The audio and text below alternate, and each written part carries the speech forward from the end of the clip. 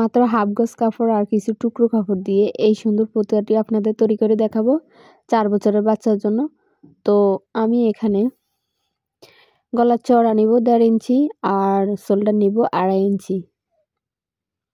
Shoulder 2.5 ইঞ্চি নেওয়ার পর গলার লম্বা নিব আমি 3.5 ইঞ্চি। 3.5 ইঞ্চিতে মার্ক করে গোল করে রাউন্ড শেপ দিয়ে নেব। হাতার মোহরের জন্য 4.5 ইঞ্চিতে মার্ক করে একটি দাগ দিয়ে তারপর রাউন্ড শেপ করে নেব। আর বডির মাপটি নেব। এখানে আমি হাফ গজের যতটুকু লম্বা হয়েছে অতটুকু নিয়েছি। তো আপনারা চাইলে একটু বেশি অথবা কমও নিতে পারেন। তো মেজারমেন্ট কিন্তু 4 বছর 4.5 বছরের বাচ্চার একই থাকবে।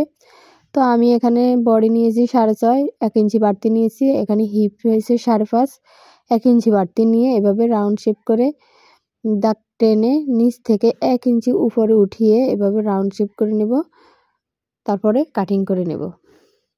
যেসব আপুরা নতুন নতুন সেলাই কাজ শিখতেছেন তারা এইসব ফতুয়া কাটিং করতে পারে না, ইভেন বড়দের ফতুয়া কাটিং করতে পারে না, তারা অবশ্যই আমাকে কমেন্ট করে জানাবেন। আমি বড়দের ফতুয়ার মেজারমেন্ট দিয়ে দেব। তো আমি পিছনের গলাটি একদম ছোট করে কাটিং করব 1.5 ইঞ্চি চওড়া, আবার 1.5 ইঞ্চি নিচে চওড়া দিয়ে এভাবে গোল করে কাটিং করে নেব। পিছনে বাটন দিয়ে দেব, তার জন্য একেবারে ছোট গলা নিব। তো কাপড়টি এভাবে মেলে সামনের গলাটিও কাটিং করে নেব। কাটিং আমার হয়ে গেছে, এখন আমি ডিজাইন করব। তো আমি ডিজাইনের জন্য এখানে একটা 3 পিস বানানোর পর কিছু টুকরো কাপড় ছিল, ওই টুকরো কাপড় এখানে লাগিয়ে দেব। তার জন্য টুকরো কাপড়টি এভাবে 2টি ভাঁজ করে রেখে গলাটি এভাবে উপরে রেখে এভাবে কাটিং করে নেব।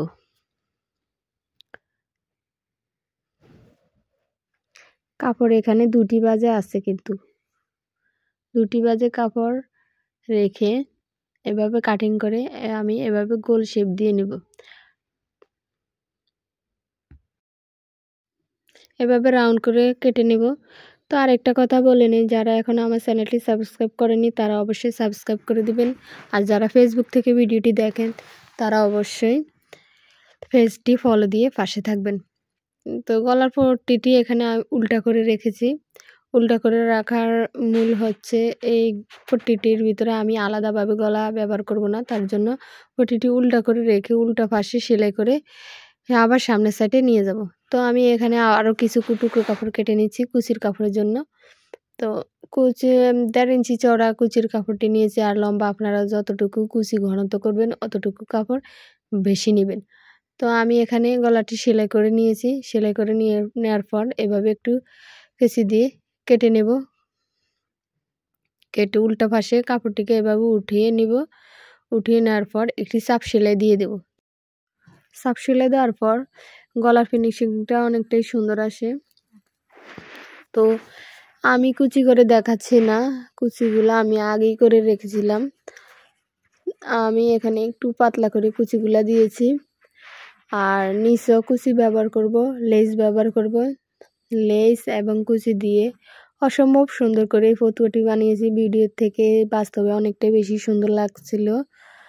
আর আপনারা চাইলে টুকরো কাপড় দিয়ে গজ কাপড় দিয়ে অনেক সুন্দর সুন্দর ডিজাইন করে ফতুয়া, কামিজ, সালোয়ার এগুলো বানাতে পারেন। তো এগুলোর ভিডিও আমার চ্যানেলে আছে দেখে নেবেন। কুচিগুলোকে এভাবে সেট করে তার উপর লেস বসিয়ে দিব। তো পিছনের পাটে আমি বেশি কিছু করিনি, শুধু একটা বাটন লাগিয়েছি গলার সাইডে, আর নিচে কুচি এবং লেস লাগিয়ে দিয়েছি। তারপর শোল্ডারটা এখন আমি অ্যাডজাস্ট করে দেব। তো কার কাছে কেমন লেগেছে আমার ভিডিওটি অবশ্যই কমেন্টে জানাবেন। আর এরকম নতুন নতুন ভিডিও পেতে চাইলে অবশ্যই আমাকে জানাবেন প্লিজ। আর এত কষ্ট করে ভিডিও করেছি, প্লিজ আবারও বলছি চ্যানেলটা একটু সাবস্ক্রাইব করে পাশে থাকবেন। ধন্যবাদ।